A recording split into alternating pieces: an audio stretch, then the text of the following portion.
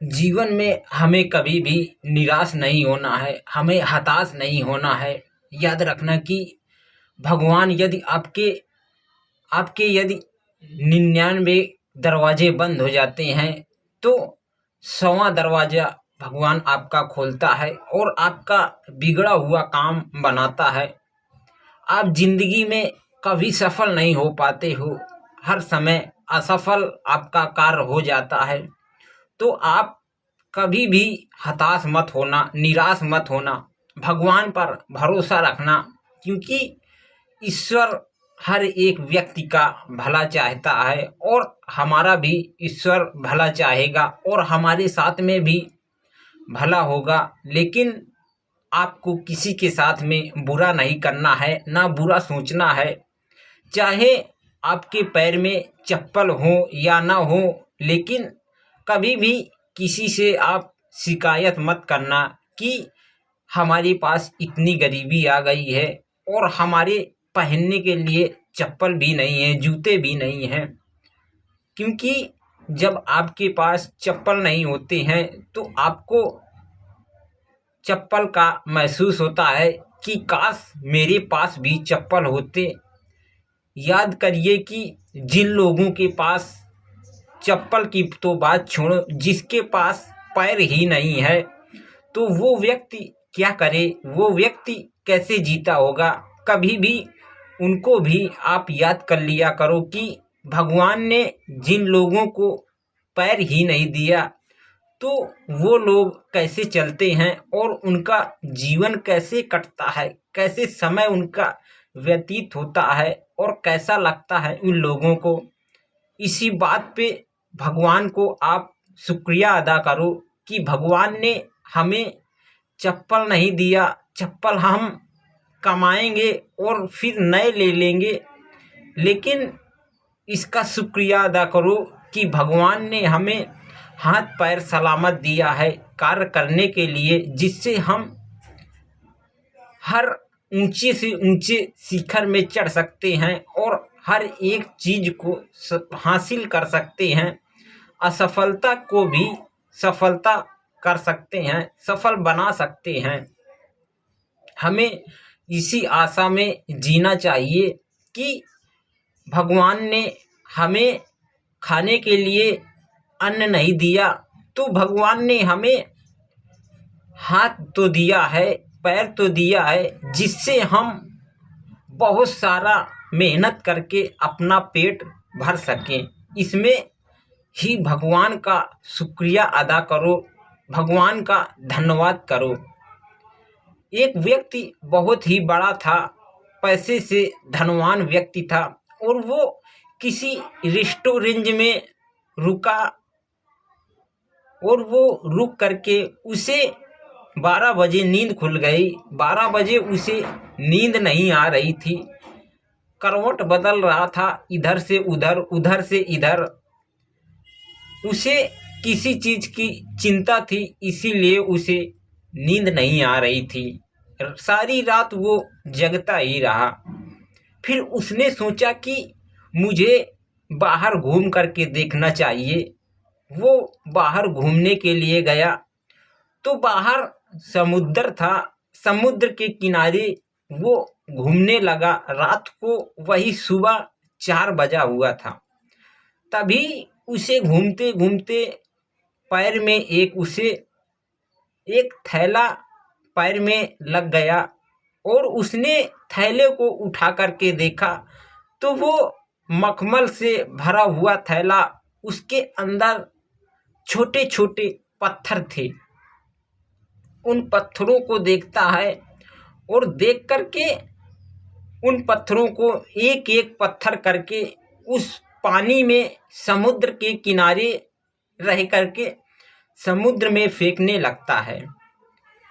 जब समुद्र में फेंकता है तो आप जब अगर समुद्र में या किसी तालाब में, नदी में कोई छोटा सा कंकड़ या पत्थर फेंकते हो तो उसमें आवाज़ निकलती है, आवाज़ आती है, तो उससे आवाज़ सुन के हमें बहुत अच्छा लगता है। ऐसे ही वो आदमी ने एक एक पत्थर उस समुद्र में फेंक रहा था। फेंकते फेंकते उसे सुबह हो गई और उस थैले के सारे पत्थर खत्म हो गए थे। तभी उजेला हो गया और फिर उसके थैले में एक पत्थर दिखता है, बचता है। वो पत्थर को निकालता है और निकाल करके उसे देखता है कि ये पत्थर नहीं है, ये तो हीरा है।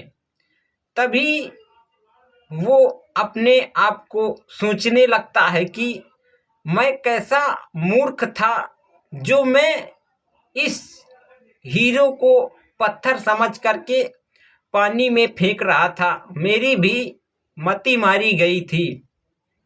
फिर कुछ देर बाद वो सोचने लगा कि इसमें मेरा क्या कसूर है, मेरी तो कोई गलती ही नहीं थी, क्योंकि जिस समय मुझे ये थैला मिला था उस समय तो रात थी, अंधेला था, मुझे कुछ दिखाई भी नहीं दे रहा था।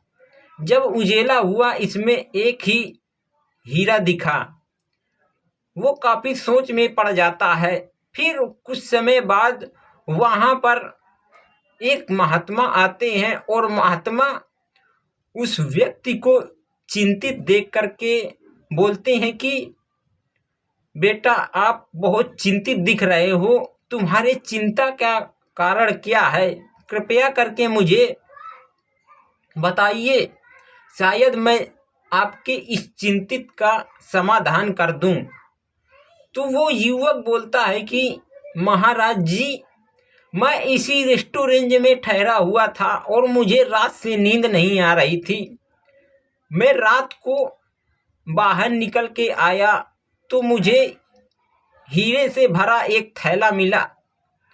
मैं उस थैले को देखा कि इसमें कुछ पत्थर भरे हुए हैं, लेकिन वो पत्थर नहीं थे, वो हीरे थे।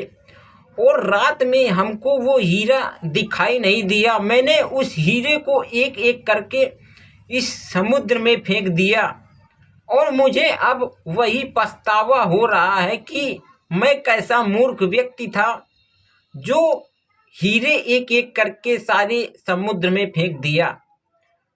तो वो महात्मा बोलते हैं कि बालक, इसमें तुम्हारा कोई दोष नहीं है, क्योंकि ये जो हीरे आप फेंक रहे थे तो ये तुम्हारे मेहनत के नहीं थे, ये तो तुम्हारे पाए हुए थे। शायद भगवान को यही मंजूर था कि ये हीरे तुम्हारे हाथ में ना लगे। एक हीरा तो चलो तुम्हारे हाथ में लग गया, जाओ इसे ऐश करो और इसे अपने ज़रूरत के लिए रखो। और वो व्यक्ति फिर वहाँ से अपने घर वापस आ जाता है। वो भगवान से प्रार्थना करता है कि हे ईश्वर, ये जो हमारे लिए हो रहा है ये सब अच्छा ही हो रहा है। हमें ये सोच करके अच्छा हुआ कि चलो एक ही हीरा हमारे हाथ पड़ा, कुछ ना कुछ हमारे कार्य तो आएगा। आप यदि अगर भगवान के पास जाते हो पूजा करने के लिए मंदिर में या कहीं तीर्थ यात्रा में भगवान का दर्शन करने के लिए जाते हो, तो आप भगवान से कभी भी ये मत बोलिए कि भगवान, आप किसी भी चीज़ की कामना लेकर के मत जाइए कि मुझे ये चाहिए, धन चाहिए और मेरे लड़के बच्चे को खुश रखे, क्योंकि भगवान तो सब कुछ जानता है कि आपके साथ में क्या हुआ है और आपके साथ में क्या होने वाला है। क्यों? भगवान अंतर्यामी है। आप कभी भी भगवान से किसी भी चीज़ की कामना मत कीजिए। भगवान आपको बिना मांगे ही सब कुछ देगा और देता ही है। आप भगवान से यदि अगर 10 रुपये मांग रहे हो तो भगवान शायद आपको 100 रुपये देने वाला हो, तो आप 10 रुपये मांग लोगे तो फिर 100 रुपये आपको कैसे मिल पाएंगे। इसी तरह आप कभी भी भगवान से किसी चीज़ की कामना लेकर के मत जाओ, क्योंकि भगवान तो सारी चीज़ आपसे जानते ही हैं कि ये मेरा भक्त किस लिए मेरे पास आता है। आप सिर्फ भगवान से दर्शन करने के लिए केवल जाएं मंदिर मस्जिद में, और किसी चीज़ की कामना लेकर के मत जाएं।